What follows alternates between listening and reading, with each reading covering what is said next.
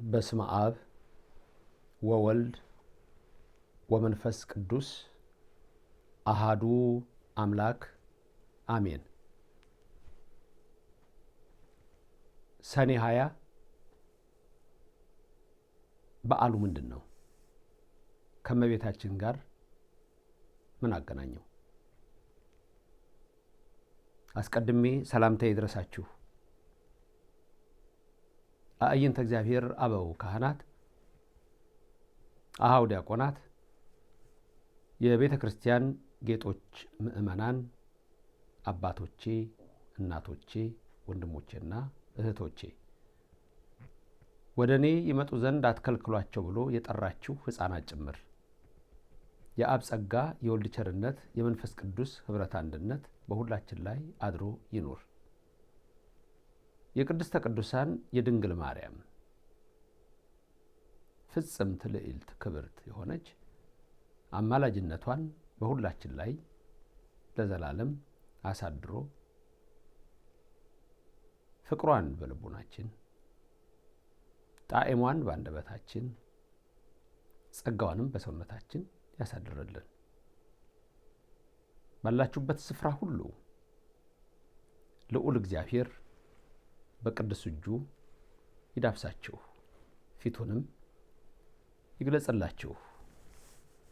የዕለት ከንቱ ሐሳብና ክፉ ግብራችንን ሳይመለከት እንደ መሐሪነቱና እንደ ይቅር ባይነቱ እንደ ቸርነቱ ብዛት ሁልጊዜ ሊያስተምረን የወደደ የኃያላን ኃያል የቅዱሳን ቅዱስ የክቡራን ክቡር የልዑላን ልዑል የጌቶች ጌታ የነገስታት ንጉሥ የአማልክት አምላክ የመላእክት አምላክ የሰራዊት ጌታ ስሙ እግዚአብሔር የተባለ የኔና የናንተ አምላክ ሰማይን ያለ ምሰሶ ከነግሱ የዘረጋ ምድርንም በውኃ ላይ ያለ ካስማ ያጸና ደመናን ያለ ድምፅ የሚመራው አየርን ሳይታይ የሚያስጉዘው የአጋንንት ኃይላትን ሰብሮ የሚጥል እሱ የሰራዊት ጌታ እግዚአብሔር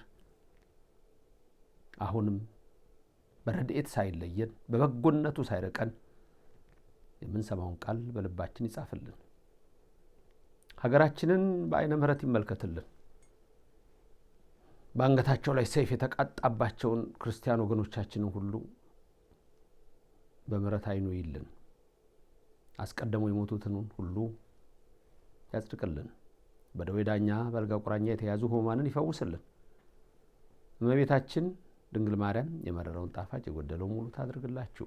የእግዚአብሔር በረከት በስቶ በስቶ በስቶ ለዘላለም በእናንተ ላይ ይደር። የምትሰሩት አትጡ፣ የምትበሉት አትጡ፣ የምትለብሱት አትጡ፣ የምታድሩበት አትጡ። የሥጋ የነፍስ አምላክ እግዚአብሔር ከእናንተ ጋር ይሁን። ባላችሁበት ሁሉ ከእናንተ ጋር ይሁን። ከሚያስፈራው ነገር፣ ከሚያሳዝነው፣ ከሚያስለቅሰው ነገር ሁሉ ይሰውራችሁ። ይህንን የምለው ብዙዎቻችን በብዙ መከራና በብዙ ፈተና ውስጥ እንዳለን ስለማቅ ነው። አዛኝቱ ድንግል ማርያም አትርሳችሁ።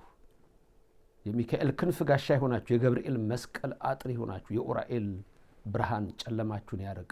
ሁሉም በአማላጅነታቸው ወደ አምላካችን ወደ ኢየሱስ ክርስቶስ እንዲያቀርቡን በቀኙም ከሚቆሙት ቅዱሳን እንድንደመር እሱም በቀኙ እንዲያቆመን የአባቴ ብሩካን ብሎ እንዲጠራን የአምላካችን ቅዱስ ፈቃድ ይደረግልን። በተከታታይ የሚሰጡትን ትምህርቶች በደንብ እንድትከታተሉ እፈልጋለሁ። ሌላም ሰው ደግሞ ማድረስ እንዳለባችሁ እወቁ። ላይክ ሼር አድርጋችሁ ማድረስ፣ እንደገና በቃላችሁ ሁሉ መናገር አለባችሁ ብያችኋለሁ። አንዱ እሱ ነው። እምነታችን የሚሰፋበት መንገድ ይሄ ነው። ስለዚህ ያወቃችሁትን አሳውቁ፣ ያላወቃችሁትን እወቁ። አዲስ የሚሆኑ ደግሞ ሰዎች አዲስ ሆናችሁ ብትመጡ ሁልጊዜ በዚህ ሰብስክራይብ በማድረግ የእግዚአብሔር ቤተሰብ ሆናችሁ እንድትቀጥሉ እፈልጋለሁ። ለሁሉም አምላካችን መንፈስ ቅዱስ በእኔም በባሪያው በእናንተም ላይ አድሮ ይኖር። ሰኔ 20 ለምን እንደሚከበረው ከእመቤታችን ጋርስ ምን አገናኘው? ሰኔ 20 በጣም ትልቅ በዓል ነው። የእመቤታችን በዓላት ሲነገሩ አንዱ ሰኔ 20 ነው። እግዚአብሔር አምላካችን እርሱ ወልድ ከሰማይ ሰማያት ወርዶ ከቅድስተ ቅዱሳን ከድንግል ማርያም በከብቶች በረት ተወልዶ በ30 ዘመኑ በዮርዳኖስ ተጠምቆ የዕዳ ደብዳቤያችንን በመለኮቱ አቅልጦ በትስብእቱ ተረግጦ አጥፍቶ ደምስሶ በቀራንዮ አደባባይ በሲኦል የተቀበረውን ጳውሎስ ሐዋርያ በቆላስይስ 2:14 እንደሚናገር በመስቀሉ ጠርቆ አስወገደው። የዕዳ ደብዳቤያችንን ሰረዘው፣ ፋቀው። አባ ኤፍሬም በውዳሴ ማርያም በሰኞ ላይ እንደሚናገረው ወሰጠጠ መጽሐፈ ዕዳሆሙ ለአዳም ወለሔዋን፣ የአዳምና የሔዋንን የዕዳ ደብዳቤ ሰረዘው እንዳለ የዕዳ ደብዳቤያችንን ሰርዞ በ3ኛው ቀን ሞትን ድል አድርጎ ተነሳ። በ40ኛው ቀን አረገ። በ50ኛው ቀን ለሐዋርያት መንፈስ ቅዱስ ላከላቸው። ፍሩሃን የነበሩት ጥውዓን ሆኑ፣ ኃያላን ሆኑ። አንድ ቋንቋ ይናገሩ የነበሩ 72 ቋንቋ ተገለጸላቸው። ከዛ በኋላ ዕጣ በዕጣ ተከፋፍለው ይህን ዓለም እንዲያስተምሩ 12ቱም ተከፋፈሉ። ሁለት እያደረገ ምላካቸው 72ቱ አርድእትም አብረው ነበሩ። ጌታ ባረገ በ8ኛው ዓመት ጳውሎስ አምኗል። ስለዚህ ቅዱስ ጳውሎስ ከበርናባስ ጋር ሆኖ በሚያስተምርበት ጊዜ ከጣዖት አምልኮ ሕዝቡ ወጡ። በኋላ ግን አንድ ጥያቄ ጠየቁ ጳውሎስና በርናባስን። እኛ ቀድመን ወደ ቤተ ጣዖት ቤት እንሄድ ነበረ፣ አሁን ወዴት ነው የምንሄደው? የምንጸልይበት ስፍራ የት ነው? መካነ ጸሎታችን ምንድን ነው አሏቸው። በዛ ጊዜ ቅዱስ ጳውሎስ እና በርናባስ ተነጋግረው ለርዕሰ ሐዋርያት ለጴጥሮስ ይህን ነገር እንንገረው አሉ። በዛ ሰዓት ደግሞ ጴጥሮስና ዮሐንስ በኢየሩሳሌም ነበሩ። አስተምረው ኢየሩሳሌም መዲናቸው ናትና ይሄዱ፣ መቅደሱም ያለው እዛ ነውና ይጸልያሉ። ዋናው መቅደስ በዛ ነው።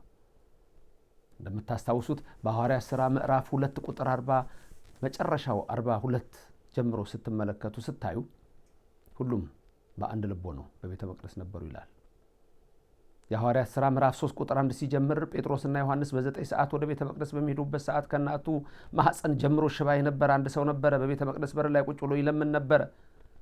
ጴጥሮስና ዮሐንስም በሚያልፉበት ጊዜ ለመናቸው። እነሱ ግን ገንዘብ አልሰጡትምና አየት አድርጎ ፊቱን አዞረ። ጴጥሮስ ግን እንዲህ አለው፣ ፊትህን ወደኛ ዙር፣ ተመልከት፣ ወደኛ ያለው። እሱም አየ። ገንዘብ አይደለም የምንሰጥህ፣ ወርቅም አንሰጥህም፣ ብርም አንሰጥህም፣ ልብስም አንሰጥህም። አንተ ከእናትህ ማኅፀን ጀምሮ ሽባ የሆንክ ሰው ነህ። አንድ ነገር ግን እንሰጥሃለን። እሱንም የምንሰጥህ በአምላካችን በናዝሬቱ በኢየሱስ ክርስቶስ ስም ነው። በእሱ ስም ተነስ ቁም ሲለው ከእናቱ ማኅፀን ጀምሮ ሽባ የነበረው ሰው እግሮቹ ተፈታቱ። ቋቋቋቋ ብሎ ቀጥ ብሎ ቆመ። ሁለት እጁን ያዙት። ጴጥሮስ በዚህ ዮሐንስ በዚህ ገብቶ ማያውቀውን መቅደስ ይዘውት ገቡ። ይደንቃል። ገብቶ ማያውቀውን ቁጭ ብሎ ገንዘብ ይለምን የነበረውን ሰው ጭራሽ ቤተ መቅደሱን አዞሩት። ቤተ መቅደስ ዞሮ መሳለም የተለመደ ነው። የኛ ስርዓት ከዛ ጋር አንድ ነው። በ9 ሰዓት ይሄ ተአምር በመቅደሱ ተፈጸመ። ቤት ውስጥ ያላችሁ አጨብጭባችሁ እግዚአብሔር እንድታመሰግኑ ፈልጋለሁ። በዚህ ሰዓት ቤት ውስጥ ቆነ የምትሰሙት አጨብጭባችሁ እግዚአብሔር እንድታመሰግኑ ፈልጋለሁ። እግዚአብሔር የተመሰገነ ይሁን። ክብር ምስጋና ይግባው። የእናንተንም እስራት ይፍታ፣ የምትመኙትን ያድርግላችሁ፣ የምትሹትን ይፈጽምላችሁ፣ የሚያስጨንቃችሁን ከእግራችሁ በታች ይጣል። የሐዋርያት በረከትን አያችሁት። የጴጥሮስ፣ የዮሐንስ፣ የጳውሎስ፣ የበርናባስ፣ የ12 ሐዋርያት፣ የ72 ሐዋርያት፣ የ36ቱ ቅዱሳት አንስት የዘላለም ጸሎት በእናንተ ላይ እንደ ዝናብ ይውረድላችሁ። እግዚአብሔር ደግ ነው፣ ደጉን ያድርግላችሁ። እናም ከ8 ዓመት በኋላ ጌታ ካረገ ጳውሎስና በርናባስ ይህን ጥያቄ ስለተጠየቁ ወደ ጴጥሮስ መልእክት ላኩ። ጌታችን አምላካችን ኢየሱስ ክርስቶስንም በጸሎት እንለምን አሉ። ያሉት ቃል እግዚአብሔር ሁሉን የሚያውቅ አምላክ ነውና ጴጥሮስ፣ ዮሐንስ በኢየሩሳሌም ነበሩ። ሁሉም ዙሮ መርምረው አስተምረው መዲናይቱን ኢየሩሳሌምን አይለዩአትም ነበረ። ብዙ ስራ ሰርቶባታልና ጌታ ኢየሱስ ክርስቶስ በኢየሩሳሌም። ስለዚህ ወደዛ ሄዳሉ። በዛ ያሉ ምእመናንን አንድም ለማጽናናት ይላሉ። እነሱም አልቦ ዘትገብሩ ምንተኒ ዘእንበለ በትእዛዙ ወምክሩ ለእግዚእነ ኢየሱስ ክርስቶስ ይላል ብለው ላኩባቸው። ሱባኤ ያዙ። ሱባኤው ሲፈጸም ለምንድነው ሱባኤ ያዙት? ቤተ መቅደስ ቤተ ክርስቲያን ለመስራት ነው። ዋና ቤተ መቅደስ ቅድም እንዳልኳችሁ ይሄዱበታል። በ70 ዓመተ ምህረት ጥጦስ እስካፈረሰው ድረስ ያኔ ሐዋርያቱም ብዙዎቹ አልነበሩም። እነ ጴጥሮስ ጳውሎስም በዛ ሰዓት ተገለዋል። በ64 ዓመተ ምህረት ነው የተገደሉት፣ መስዋዕት የሆኑት። በረከታቸው በእናንተ ላይ ለዘላለም በልጆቻችሁ፣ ቤተሰቦቻችሁ፣ በወላጆቻችሁ አድሮ ይኖር። ሱባኤው ሲፈጸም ጌታ ሐዋርያቱን የሞቱትን አስነስቶ ያሉትን ጠርቶ በሕይወተ ሥጋ በፊልጵስዩስ ሰበሰባቸው። በፊልጵስዩስ ሰኔ 20 ነው ይሄ የሆነው። በቃ በዓሉ ምን እንደሆነ እንድታውቁ ፈልጋለሁ። ሰኔ 20 ቀን ነው ይሄ የሆነው። ሰበሰባቸው። ከዛ ዝም ብሏቸው ነበር እና እርስ በርሳቸው ለምን እንደሰበሰበን እንደዚህ የጠራን የሰበሰበን ለምንድን ነው ይሉ ነበርና ዮሐንስ ጴጥሮስን ርዕሰ አበው ርዕሰ ሐዋርያት ጴጥሮስ እባክህ ጠይቀው እስቲ ለምን እንደሰበሰበን አለው። አይ ዮሐንስ አንተ ደግሞ ባለፈው አንተ አይደለህም እንዴ በስቅላቱ ጊዜ ተጠግተህ የጠየቅከው አሳልፎ የሚሰጥህ ማን ነው ያልከው? አንተ አልነበርክም ከ8 ዓመት በፊት? አሁንም አንተ ጠይቀው አለው። ከዛ በኋላ ጠየቁት። ጌታም ነገራቸው። ዛሬ ሰበሰብኳችሁ፣ ዛሬ ሰኔ 20 ባረኩ። በ8ኛ ዓመቱ የሰበሰብኳችሁ ለአንድ ነገር ነው፣ በእናቴ ስም ቤተ መቅደስ ትሰሩ ዘንድ ነው ብሎ ከዛ በኋላ በዛ የነበሩ 3 ድንጋዮችን ጠራቸው። እነዛን ድንጋዮች ጠርቶ ደቀ መዛሙርትንም አዟቸው ስሩ አላቸው። ወደ ምስራቅ ይዟቸው ከጣ በኋላ እነዛን ተራርቀው የነበሩትን 3 ድንጋዮች አቀራረባቸው። ጥቃቅን የነበሩትን ታላላቅ አደረጋቸው። ቁመቱን ወርዱን ለክቶ ሰጣቸው። ቁመቱ 24 ወርዱ 12 ነው። ቁመቱ 24 የሆነው በ24ቱ ሊቃነ ካህናት ነው። 12 የሆነው በ12ቱ ሐዋርያት ነው። ሁሉ ነገር ብዙ ጊዜ በእኛ ቤተክርስቲያን ሲሰራ ምሳሌነት ስላለው ነው። ስለዚህ ቁመቱ 24 ወርዱ 12 ሆነ። ነገስታትም 24 ነበሩ በብሉይ ዘመን የነበሩት። ከነዛ ጋራም ቆጥሮ ያመጣል። እነዛ 24ቱ ነገስታት የተባረኩ ናቸው። የ24ቱ ነቢያት አንድም የ24 ካህናት ሰማይ አምሳል ነው። 12ቱ ወርዱ 12 ሐዋርያት አምሳል ነው።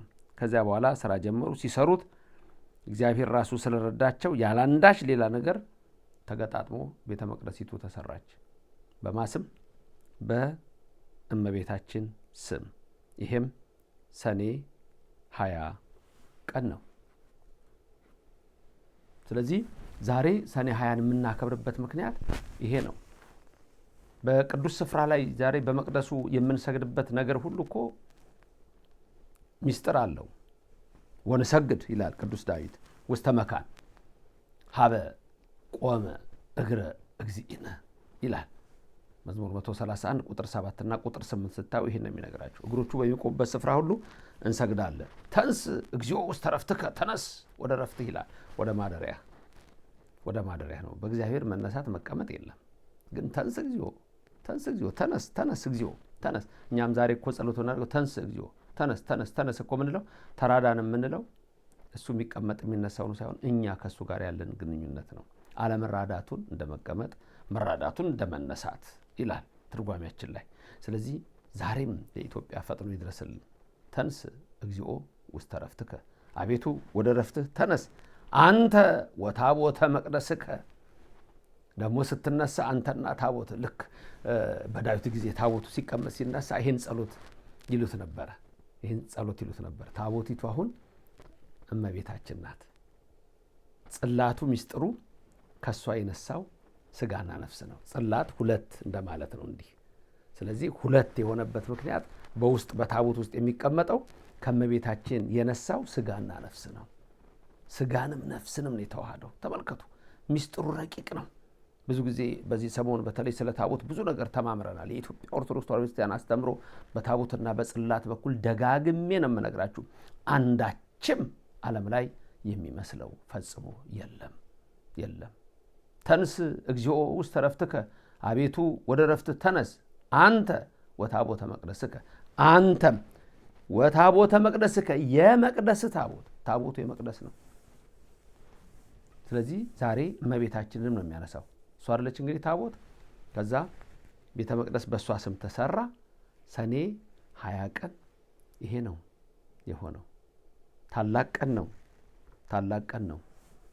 እቺ የናቋት ድንጋይ ብሎ ክርስቶስ ስለ ራሱን በአለት መስሎ የተናገረበት ትዝ ይላችኋል። አሁንም እነዚህን 3 ትንሽ ድንጋዮች እንዴት እንዳከበራቸው አለት ተብሎ የሚጠራው ክርስቶስ ጴጥሮስንም አለት የሚል ስም የሰጠው ክርስቶስ በዚህ ታላቅ ነገርን እንዳደረገ እንመለከታለን። ከዛ መዝሙር 45 ላይ ያለውን ቃል እንመለከታለን። ቀደሰ ማኅደሮ ልዑል የሚል ቃል አለ።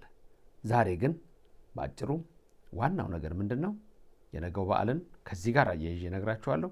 ዛሬ የሰማችሁ ሁሉ እንደውም ሌላም ሰው ጋብዛችሁ እንዲማር እንድታደርጉልኝ እፈልጋለሁ። የነገውንም የሰኔ 21ንም። ዛሬ ግን አሁን እንደተመለከትነው በእመቤታችን በቅድስተ ቅዱሳን ድንግል ማርያም ስም ቤተ መቅደስ የተሰራበት ነው። ቤተ መቅደስ የተሰራበት ብቻ ሳይሆን ከዛ በኋላ ትእዛዝም የሰጠበት ነው። የምን ትእዛዝ ሰጠ መሰላችሁ? በእናቴ ስም ቤተ መቅደስ ስሩ አላቸው። በእናቴ ስም ቤተ መቅደስ ስሩ። ቤተ መቅደሱ የእግዚአብሔር ነው። ቤተ መቅደስ አንተ ነው የሚባለው? አንቺ ምን ነው የሚባለው? ቤተ መቅደስ አንተ ነው ወይስ አንቺ? ቤተ ክርስቲያን አንተ ወይስ አንቺ? አንቺ ነው የምንለው። እመቤታችንም ቤተ መቅደስ ነች፣ አንቺ ነው የምንለው። ኢየሩሳሌም ሰማያዊትም እናታችን ነች፣ አንቺ ነው የምንለው። ተመልከቱ፣ እናት አለን። ብዙዎቹ እንደዚህ አይነት አስተሳሰብ ስለሌላቸው በውጭው ዓለም ወደ ፌሚኒዝም ቲዮሪ የሚባለውና የፌሚኒዝም ኮንሰፕት ወደዛ ውስጥ ወደማይሆን አቅጣጫ ብዙዎች ገብተዋል። የኢትዮጵያ ኦርቶዶክስ ተዋሕዶ ቤተክርስቲያን ግን ብዙ ነገር በሴቶች የሚጠሩ አሏት። ይሄ ግን በፕሮቴስታንት ዓለም ለምሳሌ የለም። አንቺ ብሎ ቸርቻቸውን አንቺ ብሎ የሚጠሩበት ነገር የላቸውም። ያም የለም። ድንግል ማርያምንም አይጠሩም። እንኳን ቤተ መቅደስ ሊኖራቸው ቀርቶ የአምላክ እናት ድንግል ማርያም እንኳን የለችም። አንቺ ተብላ በዛ የምትመሰገን አይደለችም። እንደ ድንገት አንዳንድ ሰዎች አሁን የመጡ ድንግል ማርያምን የሚወዱ አንዳንድ ሰዎች ከመካከላቸው እየወጡ ነው። ያርግላቸው፣ ፍጻሜውንም ያሳምርላቸው፣ ወደ እውነተኛው መንገድ ያቅርባቸው።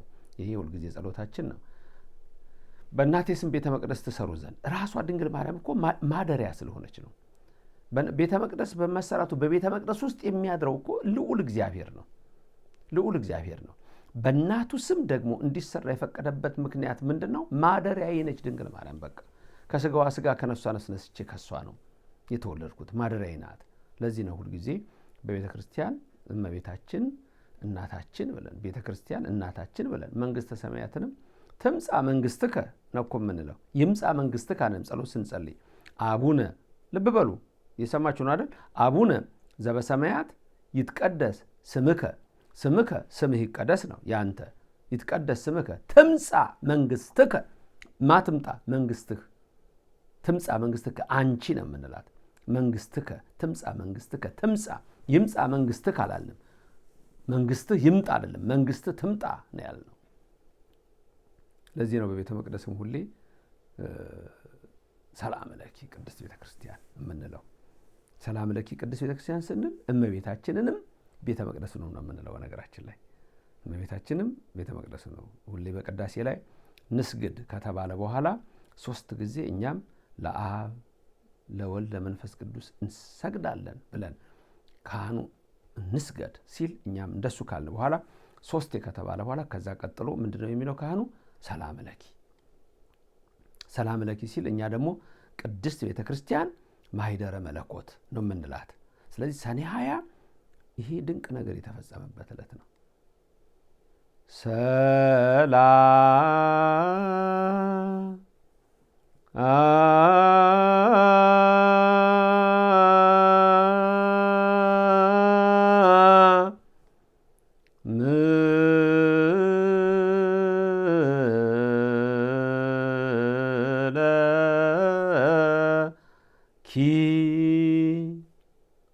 ካህኑ ያዜማል። ከዛኛ ቅድስት ቤተ ክርስቲያን ብለን ማኅደረ መለኮት እንላለን። ከዛ ቀጥሎ ነው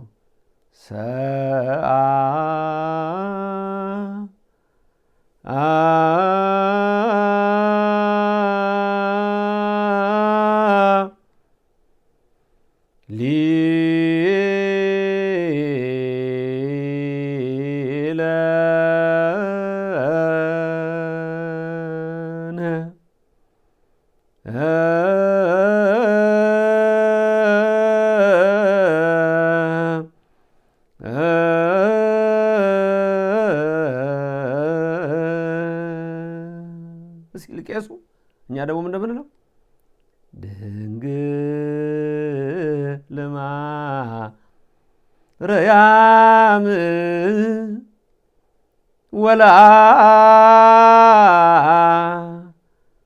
ወላዲተ አምላክ እንለምንሻለን ሰአሊ ለነ እንለምንሻለን፣ ለእኛ ለምኝልን እንላታለን። ሰአሊ ለምኝ ነው ለነ ለእኛ እንለምንሻለን ድንግል ማርያም፣ አንቺም ደግሞ ለእኛ ለምኝልን። ሰአሊ ለነ ሰአሊ ለምኝ ለነ ለእኛ። ከዛ ደግሞ እኛ ምን አለን?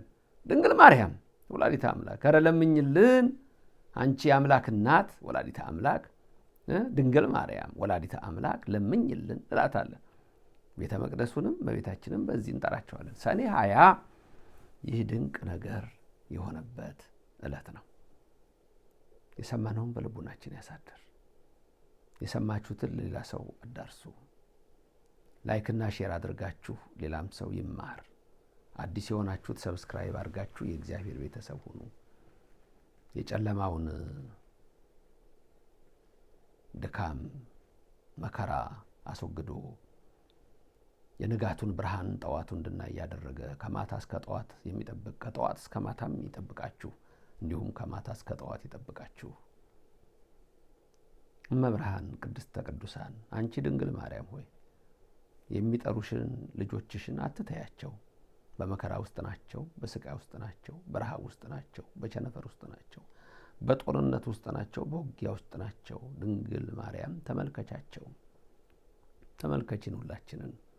በሐዋርያቱ መካከል እንደነበርሽ በእኛ መካከል ሁኝልን። በቀኝ በግራ ትቆምላችሁ፣ ከፊት ትምራችሁ፣ ከኋላ ትከተላችሁ። በልቡናችሁ ከልጇ ጋር ነግሳ፣ በልቡናችን ከልጇ ጋር ነግሳ ለዘላለም ትኑር። ስትገቡም ስትወጡም የእግዚአብሔር ክንዱ ጋሻ ቀኙ ከለላ ክንፉ የእግዚአብሔር ረድኤቱ ክንፉ ይጋርዳችሁ።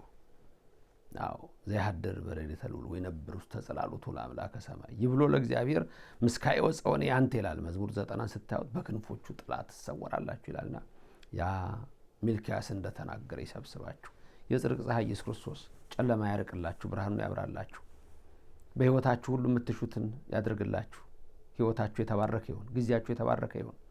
ለታመሙ ቤተሰቦቻችሁ ጤና ይስጥላችሁ። ሰኔ 20 ለምን ይከበራል? አወቅ ነው አይደል? የሐዋርያቱ በረከት የቅዱሳኑ በረከት ከኛ ጋር ይሁን። 12 ሐዋርያት እንደገና ደግሞ እነማን ነበሩ አብረው? ከ72 አርድእት ጳውሎስና በርናባስ። ጳውሎስና በርናባስ ከ72 አርድእት ናቸው። ቁጥራቸው ከ12 ሐዋርያት አይደለም። አሜን። የሰማነውን በልቡናችን ያሳድር። ነገም እንገናኛለን። ነገ ከዚሁ ቀጥልና ለምንድን ነው ግን ሰኔ 21 ደግሞ የሚከብረው በተለየ መልኩ የሚለውን እንመለከታለን። ዛሬ ግን ሰኔ 20 ምን ተብሎ ይጠራል በዓሉ? ሕንጸታ ለቤተ ክርስቲያን፣ ለእመቤታችን ቤተ መቅደስ የተሰራበት ዕለት ተብሎ ይታወቃል። ለዛሬ ጨረስኩ። ጸሎታችሁ አይለየኝ። ዓለምን ሁሉ ሰላም ያድርግልን። ሉል እግዚአብሔር ይባርካችሁ፣ ፊቱንም ያብራላችሁ፣ ከመከራ ሥጋ ከመከራ ነፍስ ሰውሮ ሀብተ ሥጋ ሀብተ ነፍስን ያድላችሁ። ለነገው ደግሞ እንዲያደርሰን የእሱ ቅዱስ ፈቃድ ይሆንልን። ሁላችሁንም እግዚአብሔር ይባርካችሁ። ጤና ይስጥልኝ። ለነገው ሰዓት ያደርሰን። አሜን።